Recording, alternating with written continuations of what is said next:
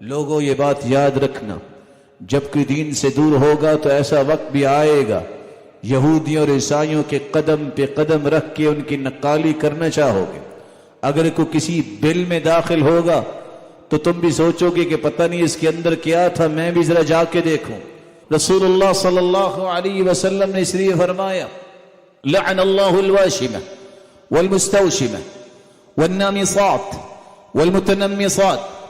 المتفلجات المغیرات خلق اللہ المغیرات خلق اللہ، ایسی عورتیں جو وشم کرنے والی ہیں، پلکنگ کرتی ہیں، تھریڈنگ کرتی ہیں یا پلکنگ کرواتی ہیں یا تھریڈنگ کرواتی ہیں، اور ایسی عورتیں جو اپنے جسم پہ سیاہی گدواتی ہیں، کرنے والی اور کروانے والی، والموصلات نقلی بال لگوانے والی، سب پہ لعنت کی ہے۔ بلکہ ایک عورت آئی آ کے کہتی ہے یا رسول اللہ میں اپنی بیٹی کی شادی کرنا چاہتی ہوں، فقد تمعر شعر رأسها، اس کے بال ہی نہیں ہیں، کیا میں نقلی بال لگوا لوں؟ فرمایا سنو انہو قد لعن الموصولات، نقلی بال لگوانے والیوں پہ اللہ نے لعنت کی ہے۔ اور بنی اسرائیل حین اتخذ نساؤہم قصة من شعر، جب انہوں نے اپنے بالوں کے جوڑے بنانا شروع کیے،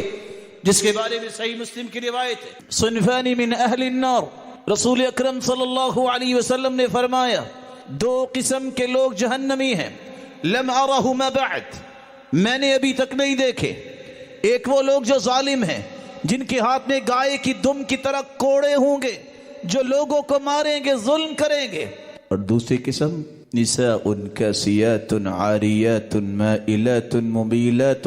ایسی عورتیں جو لباس پہننے کے باوجود عریاں نظر آتی ہیں، لوگ ان کی طرف مائل، وہ لوگوں کی طرف مائل، رؤوسہن کاسنمۃ البخت المائلہ، اور ان کے سروں پہ بالوں کی اس طرح کی ترتیب ہوگی، جوڑے ہوں گے جیسے بختی اونٹ کی کوہان اٹھی ہے۔ لا يدخلن الجنہ ولا یجدن ریحہا وان ریحہا لیوجد من مسیرۃ کذا وکذا، جنت میں جانا تو دور کی بات ہے، اگر توبہ نہیں کرے گی جنت کی خوشبو نہیں پائیں گی۔ اللہ ذوالجلال امت اسلامیہ کی حفاظت فرمائے اور ان تمام رویوں سے توبہ کرنے کی توفیق عطا فرمائے جس سے اللہ کے رسول نے منع کیا ہے،